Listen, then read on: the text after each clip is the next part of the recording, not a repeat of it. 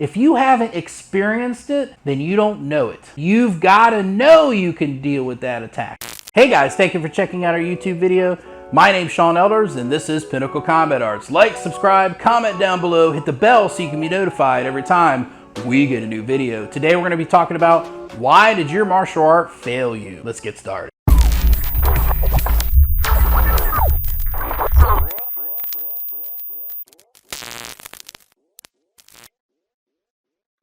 I love martial arts. I love all martial arts. I think all martial arts have something to offer and something to learn from. I love different viewpoints. So that's the first thing I want to say, okay? This is not an attack on any certain martial arts style. So one of the things that you need to keep in mind is that when we talk about martial art training, we're talking about, I always say context, okay? Context is key.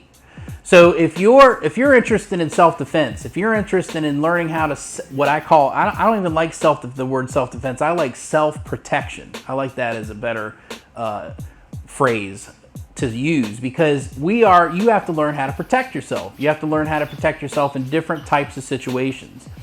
So a lot of people, what they'll do is they'll go, maybe they saw something in a movie, or they saw something and they found out that this was karate, or they found that this is Wing Chun, or they found out this was Brazilian Jiu-jitsu, or they found out that this was whatever the case may be, Krav Maga. There's all the different names out there you can, spin around. But the key element to this is that what I found through the almost 40 years, we're going on 40 years of me doing martial arts. One of the things that I realized, and what I've had friends go to me and say, man, I've been doing martial arts for 10, 15, 20 years, and they're like, man, and I got into a situation, I got into a street altercation, or I got into a violent altercation, and the martial art failed me. What happened, man? What happened? I go, well, how were you training? That's the key. How were you training? Were you training for an altercation, or were you training in a traditional cultural martial art? The thing about your teacher is that they have to have the perception, okay, about how combat works, okay? If they haven't been trained to learn how to develop the attributes for a live combat situation, a live fight, then you're not going to do very well. And what do I mean by this? Fighting, when you learn how to fight, you have to learn how to fight. When you learn a traditional fighting skill, okay, that traditional fighting skill, you have to learn the history of where that traditional fighting skill came from. If it's 400 years old, if it's 1,000 years old, if it's 200 years old, if it's even 70 years old, guess what?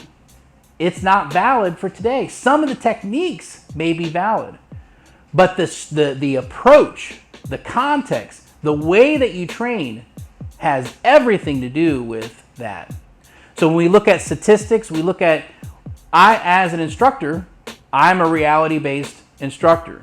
And so what I do is we as in my teachers and my students, we look at what has happened in the past recently. What are the statistics? How was the knife attack take place? How was an altercation take place? How do people throw punches? You look at YouTube videos of people getting into street fights. You need to pay attention to how those street fights take place. How did they attack you? How did they attack that person? Okay, how did it go down?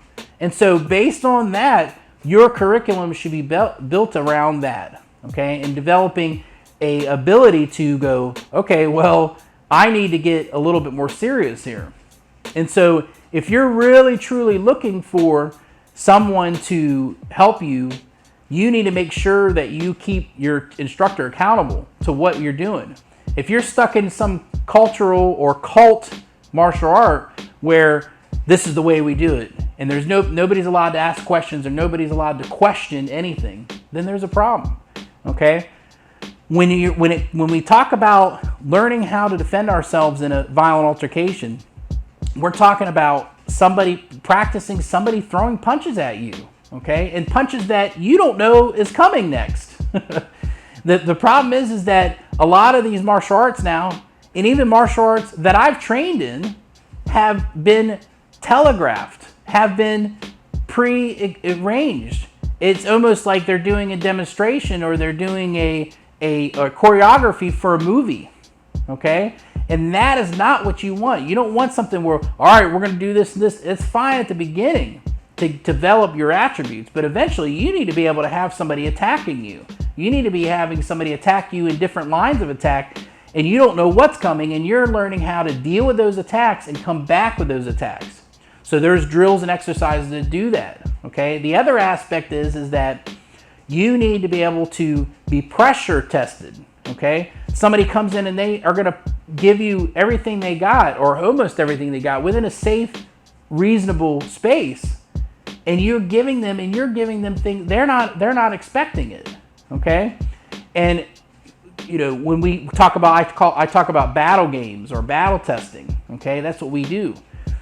When you battle test something, you're testing out to see if it works for you. You're trying to develop and use the material that's throughout your class in live motion, where somebody's really trying to attack you, okay? This is a very important part, you know, of everything.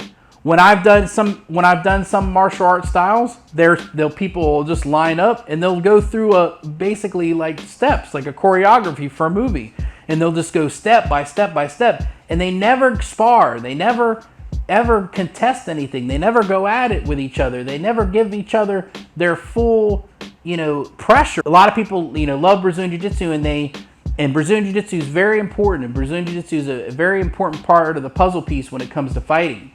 But I see some Brazilian Jiu-Jitsu practitioners, they never have anybody punching them. They never have anybody pull a knife or a gun out on them in the middle of the struggle, okay? You've got to do that. You've got to practice dealing with knives. You've got to practice, and not just do these choreographed knife techniques, but actually have somebody really come at you with serious pressure and learn how to adapt to those things. You have to do that. And if you're not doing that, then you're not preparing yourself properly. So you have to make sure that you are battle testing. You need to make sure that you're pressure testing. You know, we have what they call battle games, where we go at it and you're testing out all these different things, and we love it, okay? And why do we love it? There is an important aspect to this that you need to understand.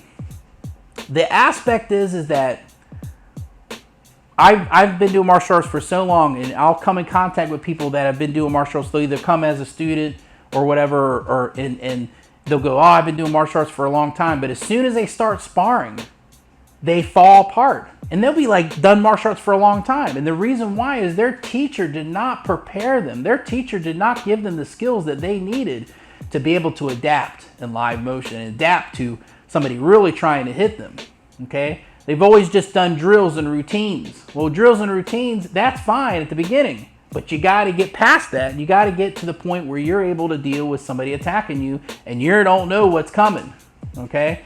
That's super important. The martial artists have so much confidence about what they can do because they've been told how great they are, and they've won medals in competition, and they've done all this stuff. But as soon as you spar them, as soon as you put them under the test, they fall apart. And the reason why is there's a difference. There's a difference between knowing about something and knowing what you're supposed to do, and then just knowing it because you experienced it. And so that's the biggest difference between all of this, is that if you haven't experienced it, then you don't know it. And that's a key element to all of this. Okay? You've got to know you can deal with that attack. You've got to know that you can be, when somebody comes at you, you know you can handle it because somebody has actually done it to you. Hope that helps. I'll see you next time. Go to our website, pinnaclecombatarts.com. There you can find out more about what I do and the classes that I provide. Thank you guys so much for your support, and have a great day.